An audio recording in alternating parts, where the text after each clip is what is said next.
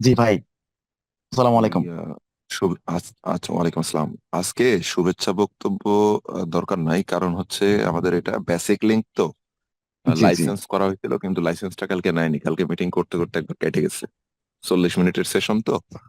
তো জি আমি 25 minute follow up নিয়ে কথা বলবো ইনশাল্লাহ কালকে। আজকে জুম ঠিক করে কালকে আবার কালকে থেকে শুভেচ্ছা বক্তব্য নিয়ে মানে সমস্যা নেই। সুমন জি ভাই বস কালকে বস দিয়া, ঠিক আছে। হ্যাঁ, আমি আমার জায়গা থেকে আমি কমার্স চেয়ে নিচ্ছি। আমার কালকে থেকে কারেন্ট না থাকার কারণে, ঝড় বৃষ্টির কারণে আমার ফোনে চার্জ 3%। আমি আপনাকে হোস্ট করে দিয়ে যাচ্ছি, হয়তো আমি মিটিংয়ে থাকতে পারতেছি না ওকে, বস। তো ওকে। যাই হোক, আমরা আমাদের জায়গা থেকে আমাদের লিডারের কাছ থেকে সুন্দরভাবে ফলো আপটা শিখবো। তো প্রত্যেকটা ব্যক্তি ফার্স্ট টু লাস্ট থাকার চেষ্টা করবেন এবং মনোযোগ সহকারে থাকবেন। চলে যাচ্ছে আমাদের সম্মানিত ট্রেনার টুরিন আহমেদ ভাইয়ের কাছে। ভাই, যাক, কন্টিনিউ। আসসালামু আলাইকুম। আমার কথা কি শোনা যায়? জি ভাই, কথা ক্লিয়ার। ওকে, ঠিক আছে। ধন্যবাদ সবাইকে।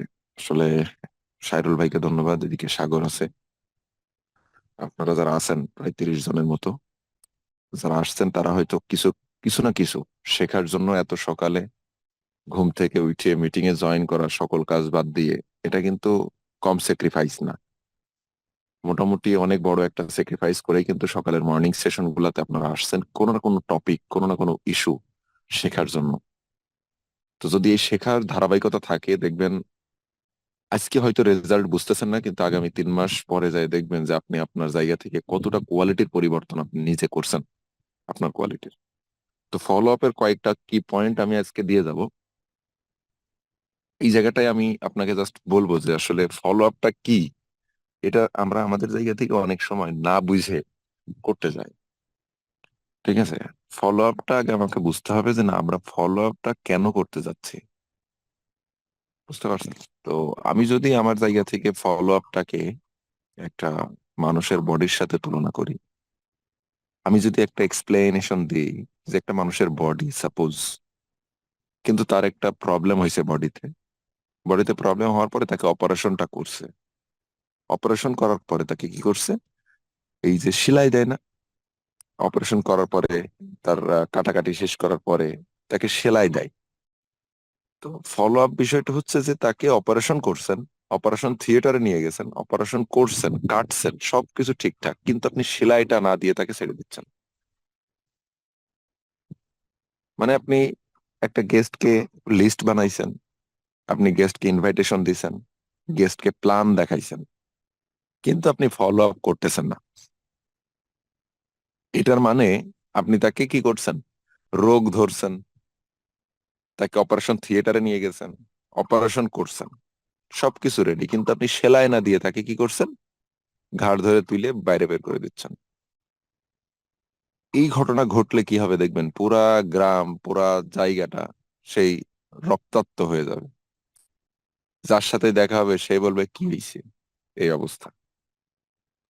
এই যে মহল্লার ভিতরে, গ্রামে, আমরা প্ল্যান দেখানোর পরেই একটা লোক মুখ সিটকে বলে বুঝছি ভাই। এই যে বুঝছি ভাই বলা লোকগুলা যেখান থেকে আসছে, এরা ওই রক্তটা দেখছে। অপারেশন করার পর আপনি যে সেলাই না করে তাকে যে বাইরে বের করে দিছেন, ফলো আপ করতেছেন না, এই বুঝছি ভাই লোকগুলাই হচ্ছে ওই ক্যাটাগরির। তারা বিজনেস আসলেই বুঝে নাই। বিজনেস না বুঝিয়ে তাকে আপনি কি করছেন, ছেড়ে দিচ্ছেন। এখন আপনি যাকে প্ল্যান দেখাবেন তাকে মাস্ট বি ফলো আপটা করবেন। ফলো আপ না করলে মূলত তারাই আগামী 2 বছর পরে, 1 বছর পরে, 6 মাস পরে কোনো একজন ব্যক্তি তার কাছে যদি বিজনেসের এই কথা বলে, তাহলে সে বলবে বুঝছি ভাই। এই বুঝছি ভাই লোকগুলাই হচ্ছে প্ল্যান এক সময় দেখছে কিন্তু তাকে কেউ ফলো আপ করে নাই, বুঝতে পারছেন? দেখছি ভাই, জানি ভাই, হ্যাঁ ভাই এর আগেও গেছিলাম। ওই ব্যক্তিগুলাই আসলে এই কথাগুলা বলে, যে ব্যক্তিগুলা অপারেশন তো হয়েছে কিন্তু মাগার সেলাই হয় নাই। ওই ব্যক্তিগুলাই এই ধরনের কথা বলে যে ব্যক্তিগুলার ফলো আপটা ঠিক মতো হয় নাই, বুঝতে পারছেন? তো ফলো আপ বিষয়টাকে গুরুত্ব সহকারে দেখতে হবে। ফলো আপ বিষয়টা হালকা বিষয় না। একটা ব্যক্তিকে যদি অপারেশন করার পরে আপনি তাকে যদি সেলাই না করিয়েই আপনি যদি তাকে বের করে দেন, তাহলে তার কি দশা হবে আপনি একটু ভাবেন, তার কি অবস্থা হবে আপনি ভাবেন। এই সেম অবস্থায় একজন গেস্টকে আপনি প্ল্যান দেখানোর পরে যদি তাকে ফলো আপ না করেন, তাহলে ওই অবস্থা হয়। যত লোক ওর রক্ত দেখবে তত লোক হাসপাতাল থেকে দূরত থাকবে, যত লোক ওর রক্ত দেখবে তত লোক ভয় পাবে অপারেশন বিষয়টা। বুঝতে পারছেন বিষয়টা? একটু আপনাকে খেয়াল রাখতে হবে। তো ফলো আপ বিষয়টা কি, কি পয়েন্ট গুলো যদি আমি দেখি। ফলো আপ প্ল্যান দেখানোর পরে একটা গেস্টের সাথে কার্যক্রম কোনটা হওয়া উচিত সেটা 24 ঘন্টা থেকে 48 ঘন্টার ভিতরে ফার্স্ট ফলো আপটা দরকার। 24 ঘন্টার থেকে 48 ঘন্টার ভিতরে ফার্স্ট ফলো আপ দরকার। এই ফার্স্ট ফলো আপটা হতে হবে একেবারে নিরিবিলি, ঠান্ডা পরিবেশে, যেখানে সে তার জায়গা থেকে ফ্রি টাইম আছে, আপনার জায়গা থেকে বোঝানোর মুড আছে, আপনার জায়গা থেকে তাকে বোঝানোর মুড আপনি আছেন। দেখবেন যদি আপনার মুড সুইং করে বা মুড যদি ঠিক না থাকে, কথা বলার মুডে যদি না থাকেন, একটা ব্যক্তিকে বিজনেস বোঝানোর মুডে যদি না থাকেন, দেখবেন সামনে যত লোকে আসুক প্রেজেন্টেশন ভালো হয় না। বুঝতে পারছেন? সামনে প্রেজেন্টেশন দিতে মন চাচ্ছে কিন্তু আপনার ঘুম পাচ্ছে, ওই অবস্থায় কিন্তু প্রেজেন্টেশন সুন্দর হবে না।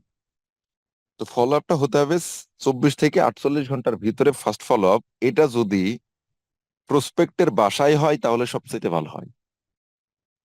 যারা মূলত অনেক লোক আছে আমাদের, আমাদের অনেক এফবিও আছেন, যেরকম আমাদের মিজানুর ভাই, এদিকে দেখা আছে শাহজালাল ভাই, সুমন ভাই, যারা আছে এদিকে আমাদের সুপারভাইজার লিঙ্ক, প্রতিটা ব্যক্তি কিন্তু ওয়ান টু ওয়ান যে ফলো আপটা এটা কিন্তু খুব ভালো করে, মোটামুটি যথেষ্ট পরিমাণ ভালো করে। তাদের হাতে যদি কোনো গেস্ট পড়ে তাহলে সেই গেস্ট কিন্তু বিজনেস বুঝে, সে বিজনেস করতে পারছে না এটা তার ব্যর্থতা, তার জায়গা থেকে সে শুরু করতে পারছে না, কিন্তু সেই ব্যক্তিটাকে বিজনেস বোঝানোর জন্য কিন্তু যথেষ্ট পরিমাণ সাপোর্ট এদিক থেকে থাকে। তো ফলো আপ সবসময় 24 ঘন্টা থেকে 48 ঘন্টার ভিতরেই করতে হবে। আপনি যদি 72 ঘন্টা টাইম নেন ওই জায়গাটাই ফিউজ হয়ে যাবে। তার মানে এটাকে আমি যদি বলি যে কামারের হাতুড়ি বাড়ি দেওয়ার যে টাইমিং, আপনি একটা জায়গায় কি করছেন, গরম হিটের ভিতরে, আগুনের ভিতরে আপনি আপনার লোহারটাকে দিয়েছেন, লোহাটা গরম হয়ে উত্তপ্ত লাল হয়ে আছে, আপনি এইবার বাড়ি দেওয়া শুরু করবেন। বাড়ি দিয়ে আপনি তাকে শেপে নিয়ে আসবেন। আপনি যদি দাও বানাইতে চান তাহলে দাও, আপনি যদি বটি বানাইতে চান তাহলে বটির শেপে নিয়ে আসেন। মানে আপনি যে শেপে নিয়ে আসতে চাচ্ছেন ওই শেপে আপনি গরম থাকা অবস্থায়, উত্তপ্ত থাকা অবস্থায়, রঙিন থাকা অবস্থায় আপনি তাকে বাড়ি দেন। কিন্তু আপনি যদি ঠান্ডা হয়ে যাওয়ার পরে বাড়ি দেন তাহলে ওই লোহা কিন্তু আর কখনোই শেপে আসবে না। আপনি একটা প্রসপেক্টকে প্ল্যান দেখানোর পরে তাকে 48 থেকে মানে 24 থেকে 48 ঘন্টার ভিতরে তাকে বাড়ি দিয়ে দিয়ে তাকে ট্রেনিং করিয়ে বিজনেস বুঝিয়ে মাইন্ড সেট আপ করে 48 ঘন্টার ভিতরে তাকে একটা শেপ করে ফেলেন, রেডি করে ফেলেন।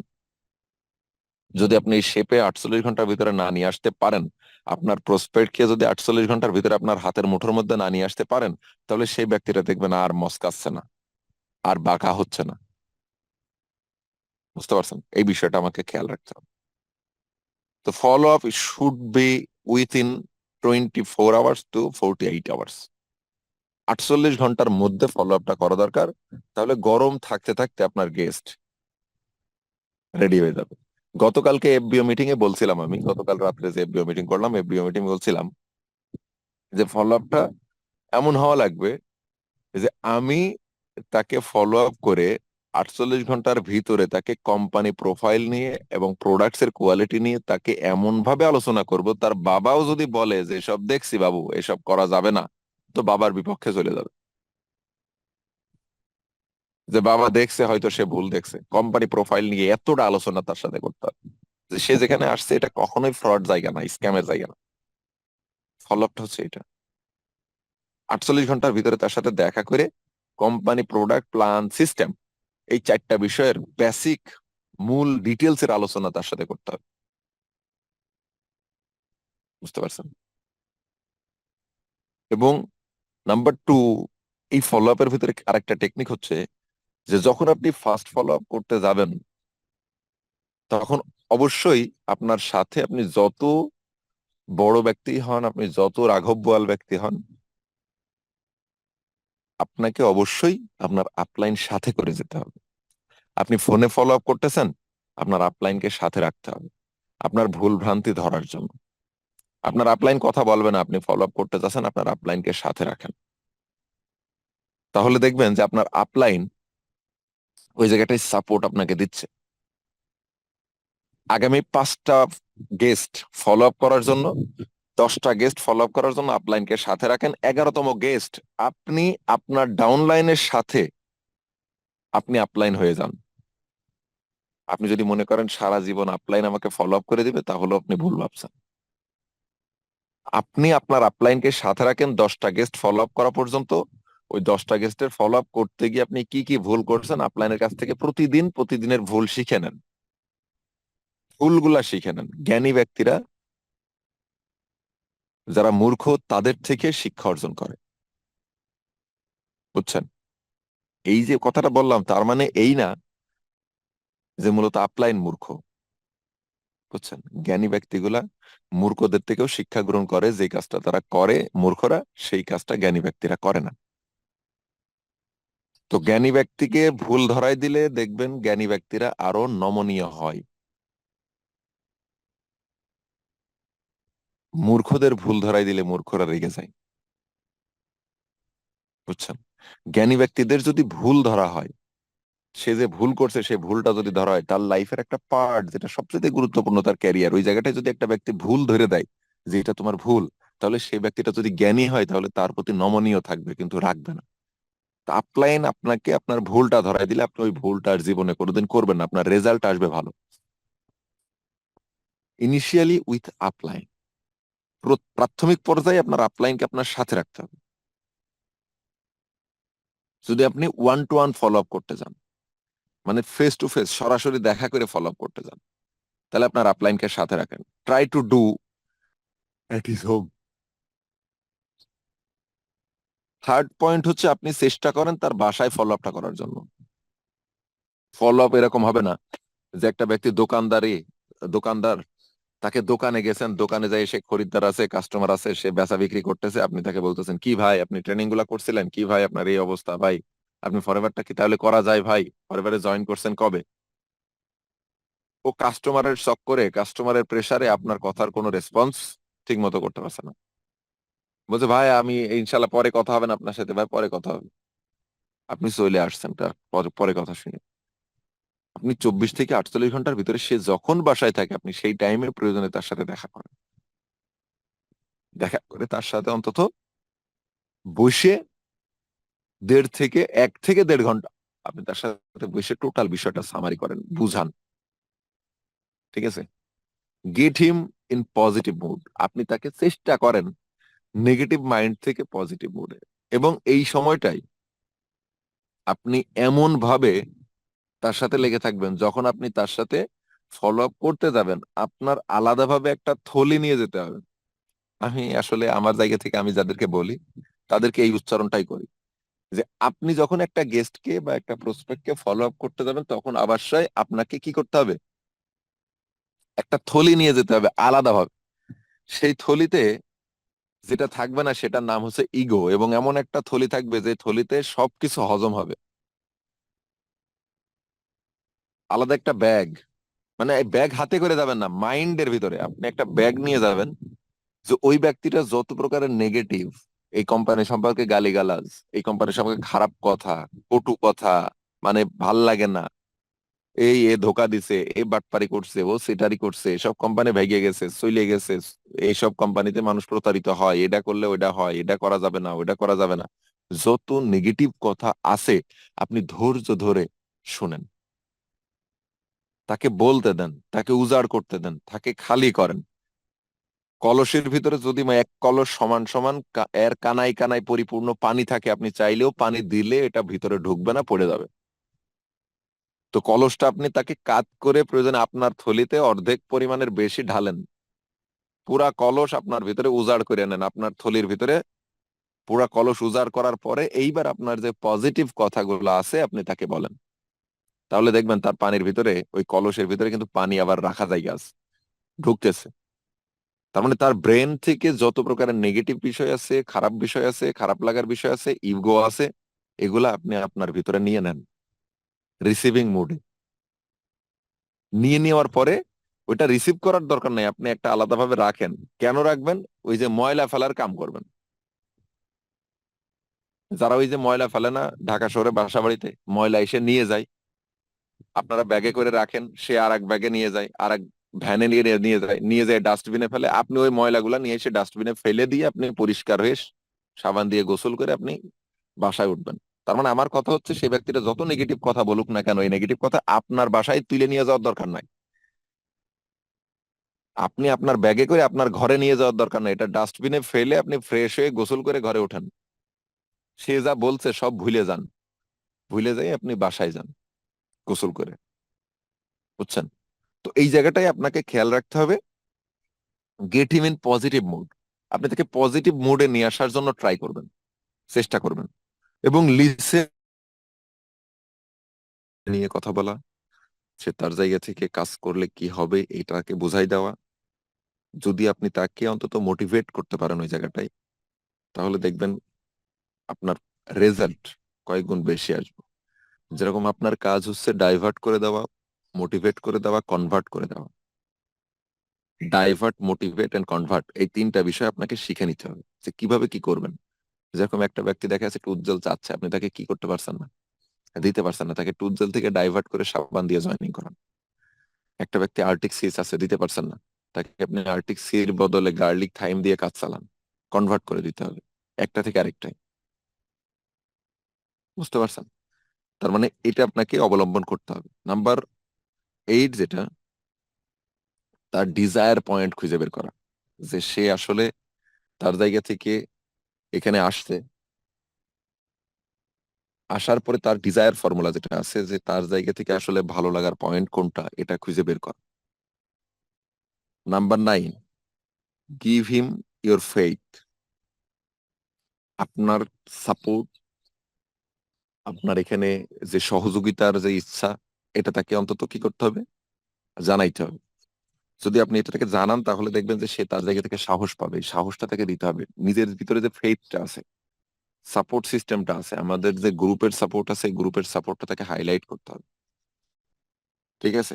Number 10, fill the form and ask for cheque আর ক্যাশ। একটা কথা আছে যে আপনি তাকে এটা অ্যাপ্রোচ করবেন না যে ভাই আপনি কি কাজ করবেন, এটা কখনোই করা যাবে না। তার জায়গা থেকে তাকে জিজ্ঞাসা করতে হবে যে তাহলে তো একসাথে কাজটা করা যায়। সে কখনোই নেগেটিভ কথা উত্তর দিবে না যে না,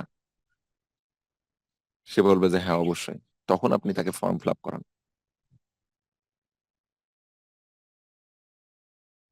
তাকে জিজ্ঞাসা করতে হবে।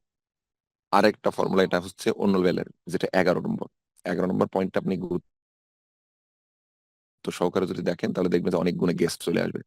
যেরকম, if you get no, try to depth work. যদি আপনি আপনার জায়গা থেকে নো শুনেন, যে না বলে, তাহলে অবশ্যই আপনাকে ডেপথ ওয়ার্কে যেতে হবে। যেমন দেখা যাচ্ছে যে আমাদের একটা গেস্ট বা আমাদের একটা প্রসপেক্ট নো বলতেছে, ডেপথ ওয়ার্কে চলে যেতে হবে। নো বলতেছে, মনে করেন আব্দুর রহিম, বললেন না, আব্দুর রহিমের দ্বারা আর একটা গেস্ট নিয়ে আসেন, তার টিমে চলে যান, বা ওই জায়গাটায় তাকে দিয়ে কিছু লোক নেন। এরকম যে না ভাই, তাহলে আপনি কিছু লোক পরিচয় করে দেন। ওখান থেকে দেখা যাচ্ছে আপনি কিছু লোকের সাথে গেলেন, সে বলল নো, আপনি আবার তার নিচে গেলেন। নেক্সট ওয়ান, যেরকম দেখা যাচ্ছে যে আপনি আপনার জায়গা থেকে কাজ করতেছেন, কিন্তু একটা ব্যক্তি প্রেজেন্টেশন দেওয়ার পরে বলছেন নো, আপনি তার কাছে বলেন যে ভাই আপনি তাহলে এক কাজ করেন, আপনার পরিচিত যদি কেউ থাকে যারা কাজ করতে চায় এরকম, তাকে তার সাথে আপনি আমার পরিচয় করাই দেন। ঠিক আছে? এই বিষয়টা তাকে বইলে অন্তত নেক্সট ওয়ানে চলে যাবেন।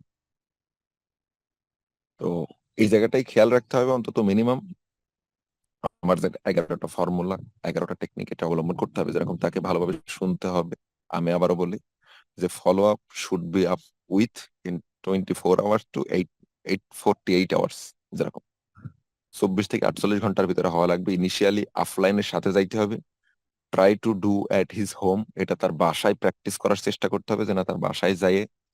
দেন number 4, get him in positive mood. তাকে পজিটিভ মুডে কনভার্ট করার জন্য আপনাকে মাইন্ডসেট থাকতে হবে। লিসেন হিম কেয়ারফুলি, তাকে ভালোভাবে শুনতে হবে। Always answer with another question, তাকে সবসময় প্রশ্নোত্তর পর্বে আমাকে থাকতে হবে। এবং পজিটিভ থেকে, শান্ত স্বভাবের থেকে, মাথা ঠান্ডা করে তাকে কোশ্চেন গুলার উত্তর দিতে হবে। এম ইউজ পিএমএফ ফর্মুলা, যেটা পার্সোনাল মোটিভেটিং ফর্মুলা। ঠিক আছে, এটা অ্যাপ্লাই করতে হবে। টাচ ইজ হার ডিজায়ার, তার ডিজায়ারটাকে টাচ করতে হবে, তার ভালো লাগার পয়েন্টটাকে টাচ করতে হবে, উইক জোনটাকে টাচ করতে হবে। গিভ হিম উইথ ফেইথ, নিজের সাপোর্ট সিস্টেমটাকে হাইলাইট করতে হবে। Fill the form and ask from, cheque or cash, যেটা হচ্ছে আপনি তাকে আপনার জায়গা থেকে থেকে জিজ্ঞাসা করুন, ভাই কবে করবেন, বিষয়টা এমন না। তাহলে কবে আমরা শুরু করতে পারছি, বিষয়টা এরকম যে আপনি করবেন কি করবেন না এটা না, তাকে ডিসিশন দিয়ে দেওয়া, তার কাছ থেকে ডিসিশন চাওয়া না, ডিসিশন দিয়ে দেওয়া। হ্যাঁ, if you get no, try to depth ওয়ার্কে। যদি আপনি নো শুনেন তাহলে আপনি ডেপথ ওয়ার্কে নিয়ে চলে যান, তার নিচে চলে যান, তার নিচে ধরতে ধরতে ধরতে ধরতে তো 10 জেনারেশন নিচে যাইও দেখবেন যে একটা লোক পাচ্ছেন। এই বিষয়টা মাথায় রাখতে হবে। তো এই 11টা পয়েন্ট কিন্তু ফলো আপের। আমরা আগামীকালকে ইনশাল্লাহ নেক্সট মিটিং এ আমরা জুমের লাইসেন্সটা নিয়ে ইনশাল্লাহ কথা বলবো। হ্যাঁ, জুমের লাইসেন্স না নিলে তো এখন দেখা যাচ্ছে যে কথা বলাটা কষ্ট হচ্ছে। তো 40 মিনিটের সেশনে আসলে কথা শেষ করা যায় না। আপনারা যারা ছিলেন তো হয়তো অনেক কিছুই বুঝতে পারছেন, নিজেদের ভুলগুলা ধরতে পারছেন। ধরে ইনশাল্লাহ কাজ করেন, দেখা যাক কি করা যায়। আর সবাই সবার জায়গা থেকে ফোর্সিসে নিয়ে কাজ করেন। আজকে টাঙ্গাইল টিমের 11টায় মিটিং আছে, আপনারা একটু মিটিংটা বাস্তবায়ন করেন। সকলে এফবি গুলাকে রেডি রাখেন, টাঙ্গাইল টিমের 11টায় মিটিং আছে, ঠিক আছে? রাত কিছু বিষয় নিয়ে আলোচনা করা আছে। আজকে মিটিং এখানে শেষ করেন সুমন ভাই। তাহলে আমরা এখানে শেষ করি। সবাই ভালো থাকেন, আসসালামু আলাইকুম। জি, ওয়ালাইকুম আসসালাম বস, ধন্যবাদ আপনাকে, অসংখ্য ধন্যবাদ। আসসালামু আলাইকুম ওয়া রাহমাতুল্লাহ। ওয়ালাইকুম আসসালাম রহমতুল্লাহ। হ্যাঁ ভাইজান, শুনতে পাচ্ছেন? জি, আপনার কথা শুনতে পাচ্ছি কিন্তু নেটওয়ার্কের সমস্যা আছে, একটু ক্লিয়ার করবেন। নেটওয়ার্কের সমস্যার কথা না, আমি তো বাইরে আছি, এখন নেট তো পাচ্ছে না। এখন শুনতে পাচ্ছি, হচ্ছে কিনা এখন? জি, এখন ক্লিয়ার। আপনি আপনার জায়গা থেকে আপনার সুমধুর কণ্ঠে আমাদেরকে কোরআন তেলাওয়াত উপহার দেবেন সাহেব ভাই। জি, ধন্যবাদ সমদ মেন্টর, আমাদের সকলের প্রিয় আর সাগর ভাইকে। আরো ধন্যবাদ জানাচ্ছি আমাদের সমদ মেন্টর আহমেদ বসকে, যেটা সুন্দর একটি মনিস্টন আয়োজন করেছেন এবং আমাকে কোরআন তেলাওয়াত করার জন্য বাছাই করেছেন এতগুলো এর মধ্যে। আল্লাহ তাআলা কবুল করেছেন এবং আমি তেলাওয়াত শুরু করছি।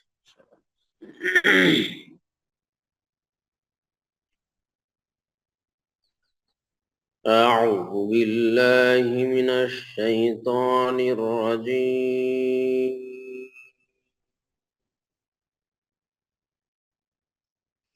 بسم الله الرحمن الرحيم.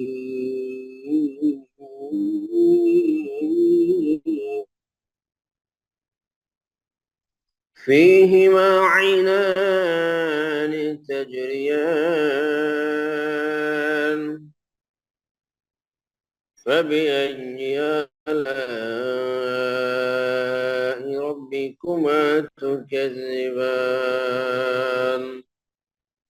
فيهما من كل فاكهة زوجان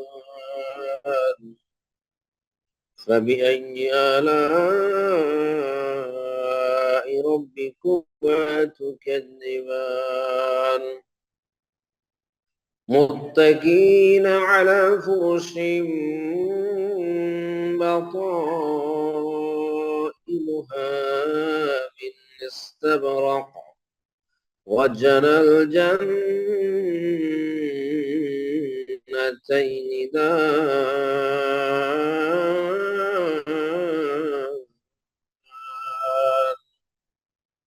فبأي آلاء ربكما تكذبان فيهن قاصرات الطرف لم يطمثهن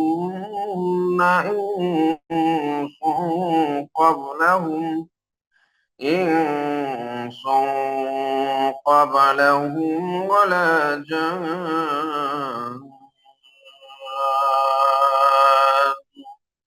فبأي آلاء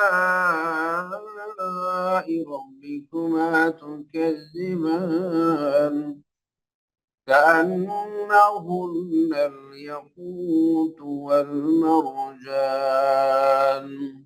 فبأي آلاء ربكما تكذبان هل جزاء الإحسان إلا الإحسان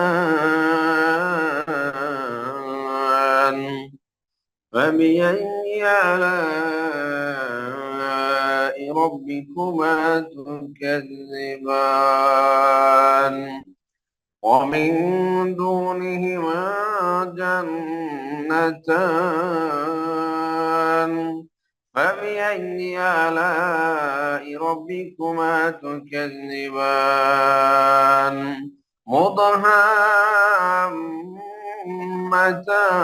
مدهامتان فبأي آلاء ربكما تكذبان فيهما عينان نضاختان فبأي آلاء ربكما تكذبان فيهما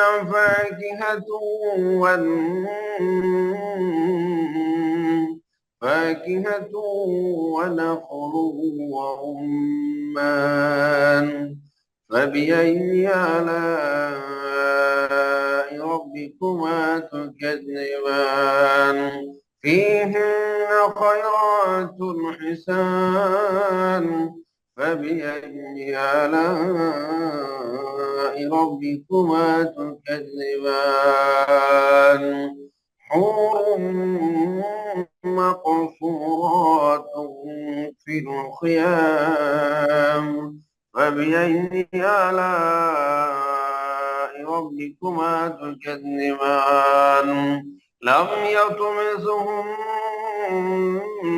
إنس قبلهم ولا جان فبأي آلاء ربكما تكذبان متكئين على رفرف خضر وعبقري حسان فبأي آلاء ربكما تكذبان تبارك اسم ربك ذي الجلال والإكرام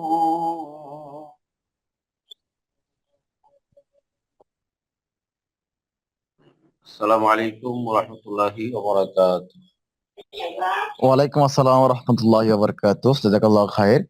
সুন্দর একটা কোরআন তেলাওয়াত, সত্যি মনোমুগ্ধকর। আমি প্রত্যেকদিন সকালে একবার হলো সূরা আর রহমান আমি তেলাওয়াতটা শুনি। তো যাই হোক, সাইরুল ভাইকে ধন্যবাদ, তার জায়গা থেকে সে সূরা আর রহমান থেকে সুন্দরভাবে আমাদেরকে কোরআন তেলাওয়াত উপহার সাগর দিয়েছেন। তো